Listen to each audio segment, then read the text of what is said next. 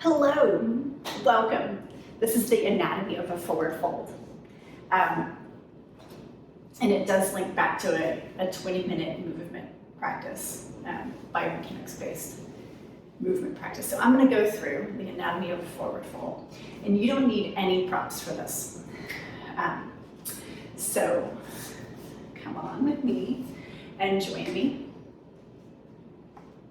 So we're gonna start by, and I'm going to explain why we do all of this.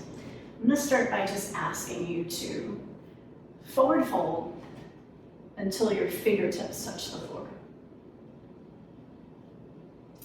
And I want you to notice what you feel in your back, your spine, and your legs. Go ahead and come up to standing.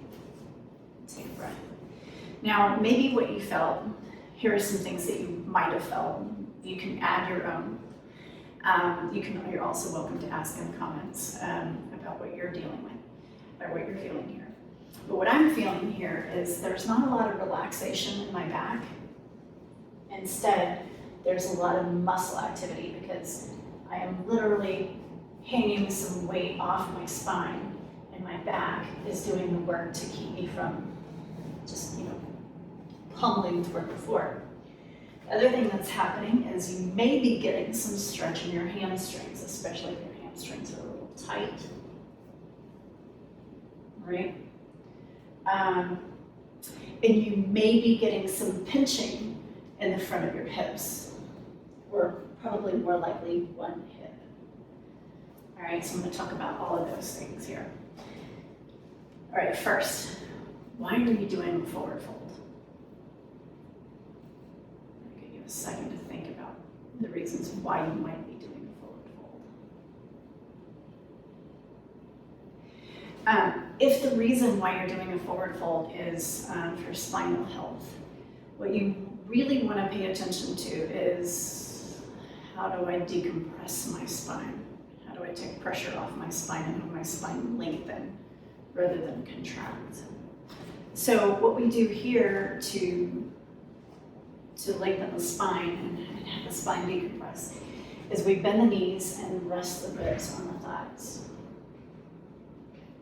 Even if you have to bend the knees a lot, you want your ribs resting on the thighs. Because watch this, I go from kind of holding myself up here to all of a sudden, now I can see my spine relaxing. Now I am in spinal flexion because you can see my spine is curved this way. I'm not in spinal extension, but because I'm resting here and I have something to rest on, it takes pressure off the spine and allows for decompression, even in a flexed position. What's more is if you turn all 10 of your toes forward and have your feet hip distance or maybe a little further apart. All right, now feel that. And then shift the weight into the heels. Notice what happens when you shift your weight into the heels. Your spine gets a little longer, a little more decompressed. Your thighs work a little bit more. Come on and talk about hamstrings here. So if you're doing a forward fold to stretch your hamstrings, let me tell you that. You ever had this experience? You go and you stretch your hamstrings and you're like, yeah, I'm gonna stretch them and I'm gonna make them really long and release them. And then you wake up the next morning and they're tighter than they ever have been before. And so you walk around and then you just try to massage them and do anything that you can to help them let go. Hamstring tissue isn't very responsive to big stretches. Hamstring tissue can be, or the connective tissue in the hamstrings can respond to a gentle stretch, to a very small stretch, but it responds best to a reflex release. And what it takes to create that reflex release response, is that the quadriceps need to be to have a little bit more strength. So play with me here. Come into your forward fold, and we're gonna do some, what I call up downs. Shift your weight into the heels and take a breath. And I just call these up downs because I have a better name for them. If you do, let me know in the comments. So we're gonna bend our knees. We're gonna make sure the knees aren't coming toward each other. They're maybe even slightly pressing apart from each other. The hips come down, and then the hips come up. Now, Allison, I don't have a squat or a forward fold quite like yours. Let me show you what yours might look like. If that's the case, guess what will develop from doing this on a consistent basis? A divine forward fold and an amazing squat, right? Now, everybody's thighs are probably starting to burn wherever you are, however forward foldy you are, or however squatty you are or are not. Right now, come back into your forward fold and hold this fold.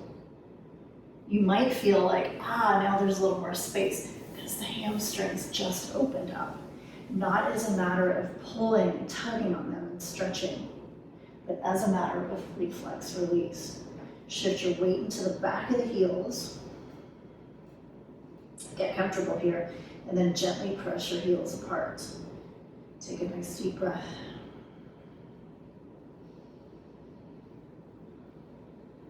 Now when we come out of this, I'm going to show you how to come out safely. Lead with your heart. Imagine somebody has a string connected to your heart, and they're lifting you up from over there. And we don't roll through the spine. The reason we don't roll through the spine, well, we don't want to do anything that's going to lead towards the bulging disc. And so that's why, and I'll explain that perhaps later in another video. But we want to keep the spine long. What we mean by length is like through the front of the spine, through the front of the body. Yeah? Okay, so this is feeling great, right? All right, let me talk about this next thing. If you have a pinch in one hip, or maybe two, there are a couple of things that could be happening.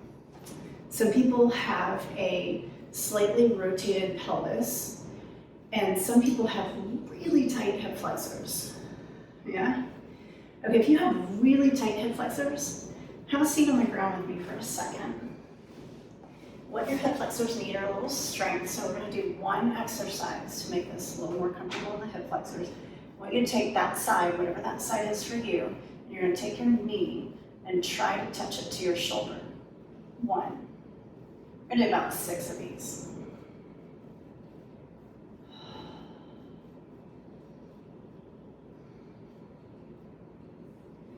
All right, and come back into your forward fold.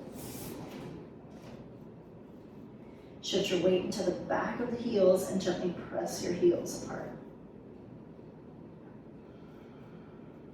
Oh, but that feels so good. We have to do it on the other side now, right?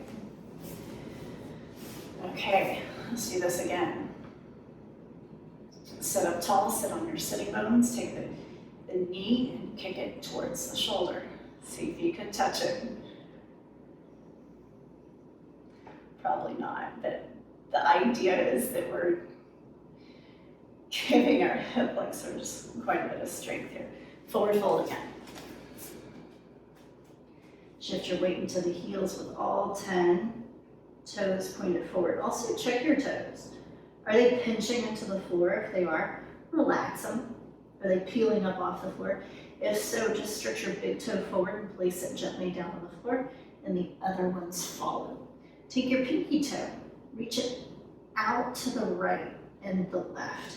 So make your foot as wide as you can, your toes as wide as you can. Shift your weight into the heels again, press your heels apart and feel a little muscle engagement on the outside of the hips. All right, forward fold's getting even better. All right, and then the next thing that I want to address is, I'm going to do this quickly because most of us don't have a rotated pelvis. But if you do have a rotated pelvis, what you'll do is, let's say that you are anteriorly rotated on the left side. That means that your pelvis goes slightly forward here on the left and back on the right.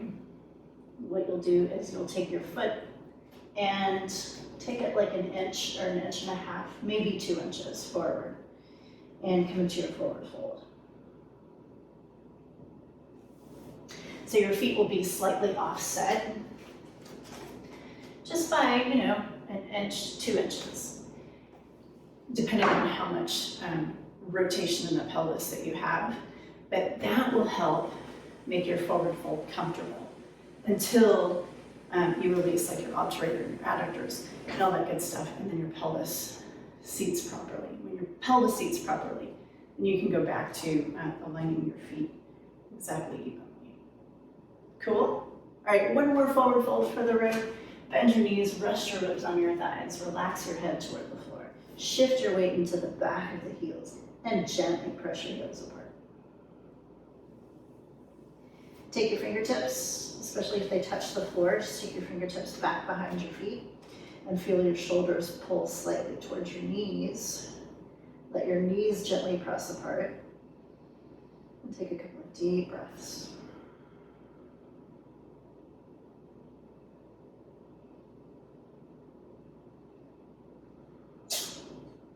And then again, we want to come out safely, so take your hands to your thighs, lift from the heart. Heart leads the way. Heart always leads the way, good rule of thumb. So that's the anatomy of a forward fold. And stay tuned, because there are more of these movement breakdowns coming soon. And I'll link you back to that 20-minute video, just so that you have that at your fingertips if you want to go back and review it. Okay, I look forward